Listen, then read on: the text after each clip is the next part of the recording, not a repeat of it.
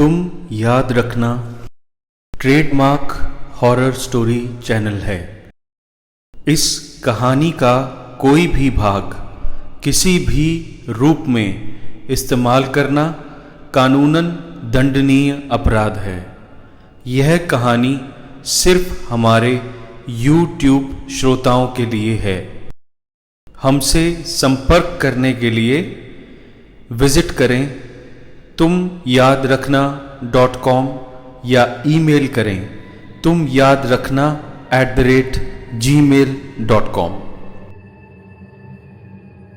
आज की कहानी है पेड़ों में छिपी जुकाई की प्यासी आत्माएं। शाम ढल रही थी।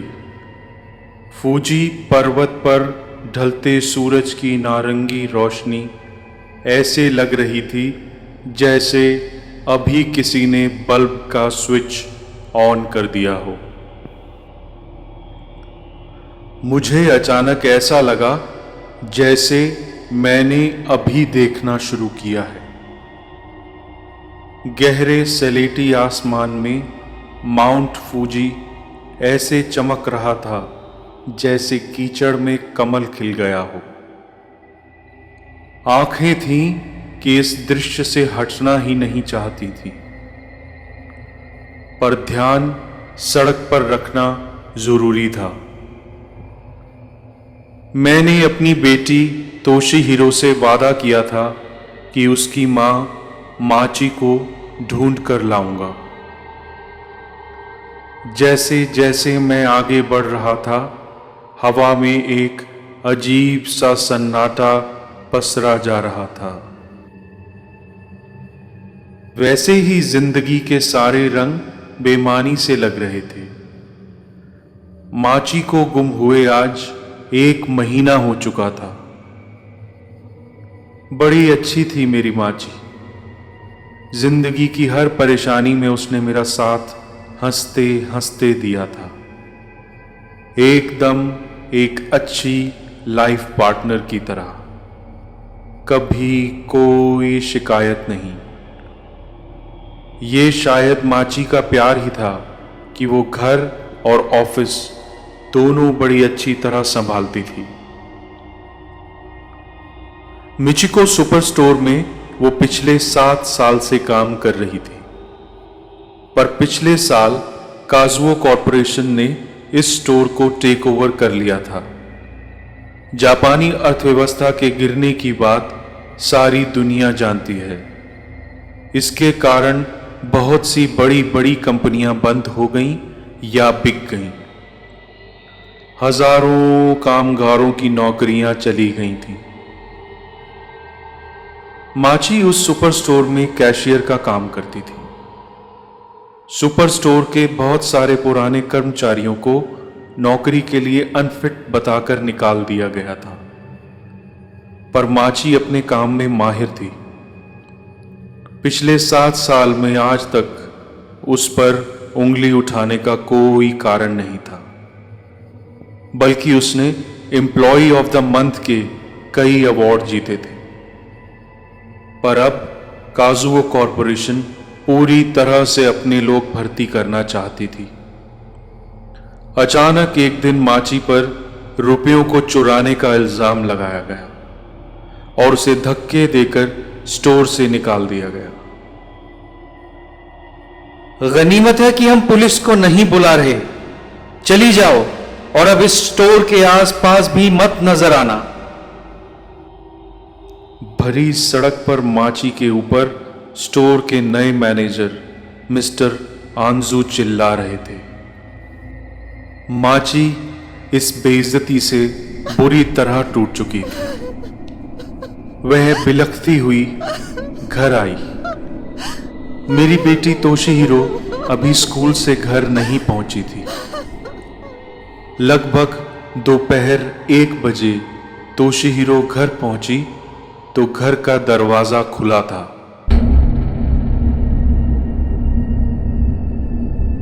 तोशीहिरो ने पूरा घर छान मारा, पर घर पर कोई नहीं था। सामने सेंटर टेबल पर एक डिब्बा और एक चिट्ठी रखी थी। उसमें लिखा था, मेरे प्यारे नामिको और तोशिहिरो, आज मुझ पर जो कलंक लगा है, मैं नहीं चाहती कि उसकी कोई छाया तुम में से किसी पर पड़े। इस डिब्बे में मेरी सारी सेविंग्स हैं। उम्मीद करती हूं तुम दोनों के काम आएंगी। मैं जा रही हूं, मुझे माफ कर देना। मेरी बेटी तोशिहिरो सिर्फ 10 साल की थी। उसने ये चिट्ठी पढ़ते ही मुझे रोते रोते फोन किया और बस कुछ ही देर में मैं घर पर पहुंच चुका था। इस 1 महीने में हमने police station, hospital, railway station, airport, बस अड्डा कुछ नहीं छोड़ा था। अखबार, टीवी, इंटरनेट, हर जगह इस गुमशुदा माची की तलाश हो रही थी। 4 हफ्तों की दौड़ धूप के बाद अब रिश्तेदार भी अपने अपने घर लौट चुके थे। दोस्तों, रिश्तेदारों और पड़ोसियों ने बारी बारी तोशिहिरो की जिम्मेदारी संभाली थी। मैं भी लगभग सारी हिम्मत छोड़ चुका था। कहां गई होगी मेरी माची? किस हाल में होगी? कैसे बीतेगी तोशिहिरो और मेरी जिंदगी? यही सोचते सोचते मैं आओकीगाहारा जुकाई के पास आ पहुंचा था। आओकीगाहारा, जिसे जुकाई यानी पेड़ों का समुद्र भी कहा जाता है। पेड़ इतने हैं और इस तरह आपस में गुथे हैं कि जुकाई के एक बड़े हिस्से में सूरज की रोशनी भी नहीं पहुंच पाती। इस जंगल के उस हिस्से में रहता है तो सिर्फ अंधेरा। सन 864 में फूजी ज्वालामुखी के फटने से उसके आसपास टनों लावा जमा हो गया था। लावा निकलता रहा और फूजी पर्वत के चारों ओर मीलों मील तक फैल गया। धीरे धीरे वहां लाखों पेड़ उग गए।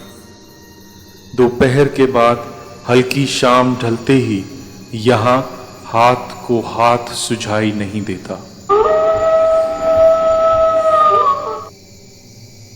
कहा जाता है कि यहां बस 3 तरह के लोग मिलते हैं। या तो वो जो पागल हों, या जो मरना चाहते हों, या वो रूहें जो हर ओर से लोगों को मौत के लिए बुलावा देती हैं। यहाँ हर पत्ते की सरसराहट के नीचे मौत छिपी है। जी हाँ, आज मैं बात कर रहा हूँ दुनिया की दूसरी ऐसी जगह की जहाँ सबसे ज़्यादा लोग मरने के लिए जाते हैं। यह सिर्फ पेड़ों का ही नहीं, बल्कि ऐसी अतृप्त आत्माओं का जंगल है जिनकी तृप्ति आज तक नहीं हो सकी है। इन अतृप्त आत्माओं को जापान में यूरेई के नाम से जाना जाता है। ये वो आत्माएं होती हैं जो बदले, दुख या नफरत की भावना से भरी होती हैं।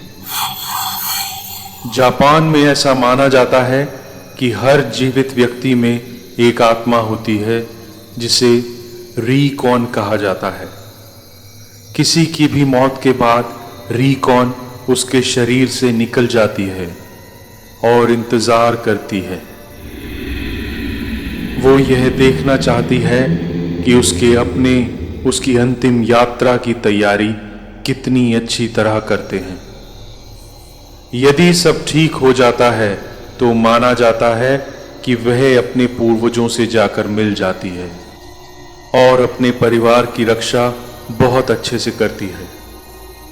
पर अगर गलती से उस परिवार से अंतिम संस्कार में कोई कमी रह जाती है या उसकी कोई अंतिम इच्छा अधूरी रह जाती है तो वह आत्मा रीकॉन से एक भयानक यूरेई बन जाती है।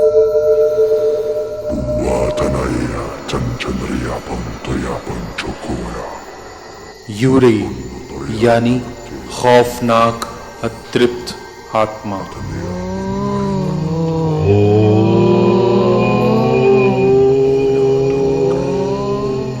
ऐसी आत्मा जिसकी प्यास कभी नहीं बुझती।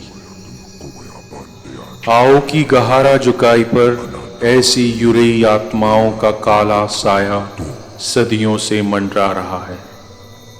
हर साल ये अतृप्त आत्माएं कई जिंदगियां पी जाती हैं, पर आज तक इनकी प्यास नहीं बुझी है।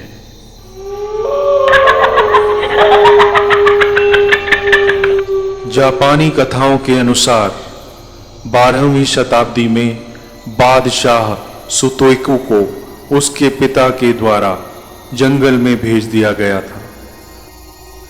सुतोकू महीनों भूखा प्यासा थका हारा आओकी गहारा जंगल में घूमता रहा।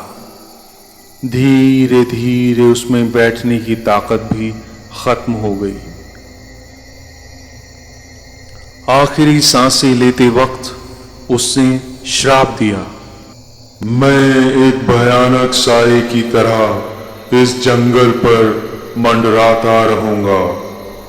जैसे मैं मर रहा हूं ऐसे ही यहां आने वाले खुद यहां चलकर आएंगे और भूखे प्यासे तड़प तड़प कर मरेंगे। माना जाता है कि आज भी उसका साया इस जंगल पर राज करता है। हैरानी की बात है कि कैसे लोग ईश्वर की दी हुई कीमती सांसों की कीमत नहीं पहचानते। कैसे लोग किसी के बहकावे में आकर सुनी सुनाई बातों के आधार पर या किसी छोटे मोटे दुख से परेशान होकर ऊपर वाले के इस तोहफे को इस पागलपन में बर्बाद कर देते हैं। जापान सरकार के कर्मचारी वहां इन आत्महत्याओं को रोकने की पूरी कोशिश कर रहे हैं।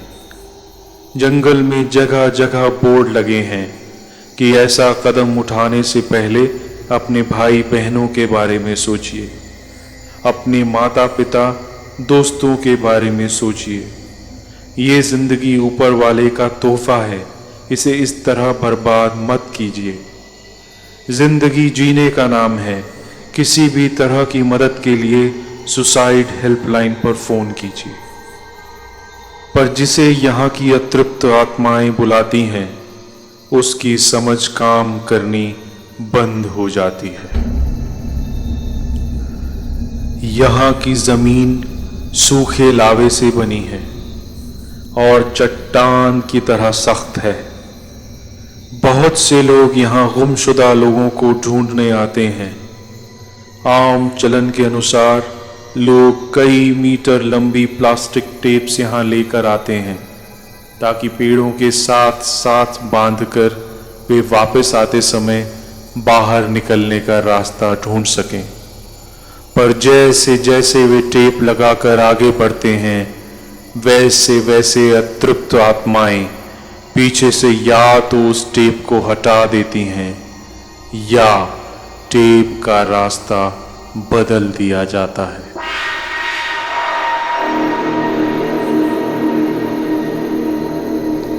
किसी भी पेड़ से किसी अतृप्त आत्मा का प्रकट होना और गायब हो जाना खून जमा देता है। इस मौत के जंगल के नाम से वहां का बच्चा बच्चा दहल जाता है। आओकी गहारा जुकाई। जी हाँ, आओकी गहारा जुकाई।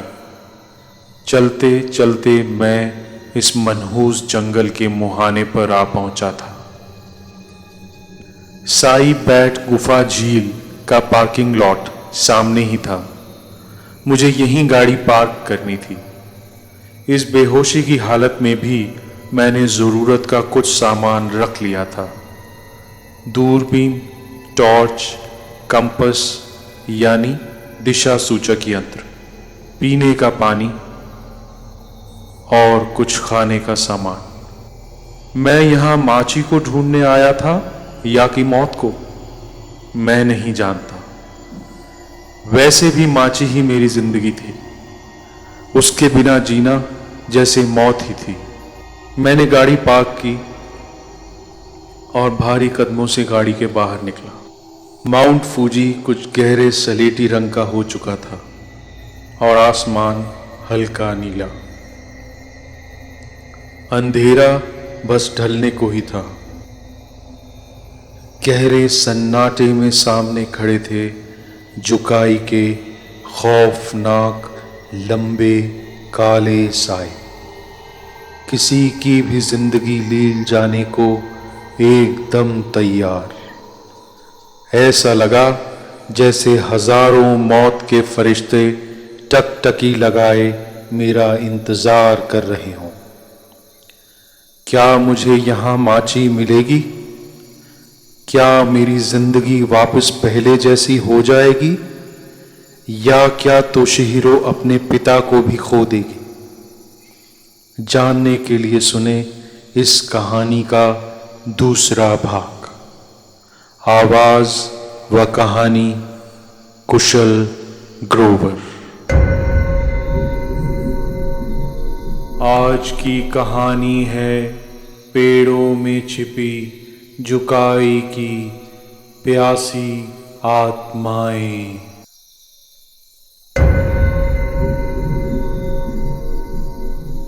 कमेंट बॉक्स में बताइए कि आपको यह कहानी कैसी लगी।